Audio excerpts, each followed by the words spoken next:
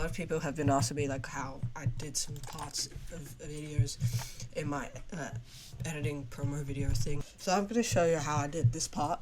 Well, you've come to the right place. Hi, I'm Clutchy. Basically, you want to get some footage of your character in front of a green screen, which is this, just me in front of a green screen. Well, it's a blue screen, because try to find a color that's different to your Minecraft skin, just really different. Like if I use green, sometimes it messes up with the yellow a little bit. Anyways, so what you want to do is you want to find the effect called Ultra Key. And also, I have COVID, so this is a really good time to do this because I don't know, and that's why I sound sick. Anyways, so we get Ultra Key, and this is like a green screening effect. So just by key color, and if you click this little eye droplet thing and click on the color, it basically gets rid of it.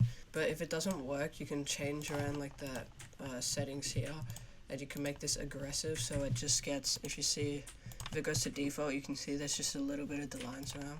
It's just aggressive and it's good. Now for our background, let's just use this screenshot. So you want to just drag this layer up into the video 2 or V2, basically putting the image underneath. So then, as you can see, that's what it'll look like. You can try and center your character a little more with the position tab up here. So just by holding down on your mouse and dragging, you can move it, or you can just type in here. But I think this is good enough. Now we can add a drop shadow. So if you can see in the video, there's just a little shadow. It just adds more of a cartoony effect. So if you search up, I already have a preset for this, but I'll just show you guys how to do it. So you get drop shadow, drag it onto your character. As you can see, there's not much. So you want to make the softness down to 0. It's already at 0. Distance to about 15. And the opacity to about, let's say, 75. And you can change the direction however you want, but I think the default one is fine. Maybe we'll change the distance to about 20. That's pretty good. 65 opacity, because it's a little too visible. Yeah, so that's nice now. Now we want to do keyframing, which is the hard part.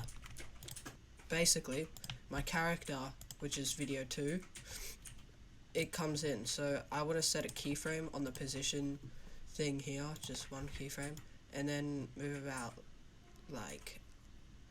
a quarter of the way, depending on how long it is. This is good enough, I think. And you want to turn this just until you can't see the character, so the screen's empty. And by pressing the arrow here next to the position key, this is what you get. So by clicking here, you can drag this down all the way, just like that, and you get this really nice clean effect. Without it, it's not as clean. So it comes in. And now by clicking this button, you can go between frames. So now that we're on this frame, we want to go here to this one, and we want to set a scale keyframe. Go to the start, set another scale keyframe, and at the start make it about let's say 60. And by pressing this, we do the same thing, except this time it can go down like that. So you just want to try and make it so it aligns like that. Otherwise, it can look like it just does a bounce in, and it's kind of annoying. But by doing that, see, it looks really nice. Okay, so it has a little bit of blur on the background. So we want to go Gaussian blur, drag it onto the photo, and make it about 20. See it, so 10, just more of a subtle blur. So I come in, talk for a bit, and then I want to drop out. So I go here, make a keyframe at the make a keyframe at the position, then about the same distance between these two, make a keyframe, and then drop back down, and then you want to drag it out this way this time, so it comes up and comes down. But we want the scale to zoom in a bit as well with it, so we go here, make a keyframe at scale, and we can go back to this keyframe and make another keyframe at scale and make it about 110, just a subtle, so it just zooms in slightly. Or maybe we can make it 115. Oh, that's a, I don't know what I did there. Yeah, so 115. And as it zooms in, we want it to actually unblur. So by setting keyframes of the blurriness, we can make it less blurry. So if we just set it to 0 now on the second keyframe, and we can put this like that, then it goes unblurry as it zooms in. Now another thing I noticed that I did in this video was at the start, I'll put it on the screen now, but it's got these like two line thing, box things at the top. But I'm gonna show you how to do that. So you wanna go here. Sometimes you can't see it, like it might be like that, so you just wanna stretch it out until you can see this little new item sticky note thing. By clicking on it, it opens this menu thing, and you wanna press color map. These settings should be fine. Press OK, and you wanna make it like solid dark grey color. So if you want to copy the hex code or whatever, just do that now, and then press OK. Just name it whatever, you can keep it default, or, and by dragging that on there, yeah, we get this. It's just a grey screen now. So you want to make the opacity on the grey layer about 70, and we can make the rotation about -2. Scale to 101. Okay, 105. So now you want to set a position keyframe, and you want to set another one where, like right here, so where the keyframe ends of the character moving up, and then set a keyframe back here, and you want to just move it so you can't see it. Same thing as before. And then by pressing the arrow here, you're going to click here and just do that. I think it's a little too far in, so if we do that, we can also put it behind the character, which is really nice. So that's actually pretty good. And you can do the same thing again by clicking on grey, holding Alt on your keyboard, and just dragging it down, and that duplicates it. So now you can just do the same thing. Delete these keyframes. I think there's probably an easy way to do this, but I'm just going to do it like this.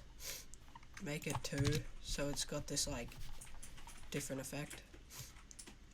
You want to find where the keyframe ends, go back to here, and just find where you want it to like look like at the end. So maybe a little lower, and then here you want to move it all the way down and do the same thing, and you get this really nice effect. When it zooms in, we want these to actually move out of the way. So by going to this first keyframe here, we can add a keyframe. Then go to the last keyframe. We can add another one on grey. And we want it to move all the way back up. And do the same thing, just make the bezier. And then just do the same thing to this layer. We get a pretty nice looking effect.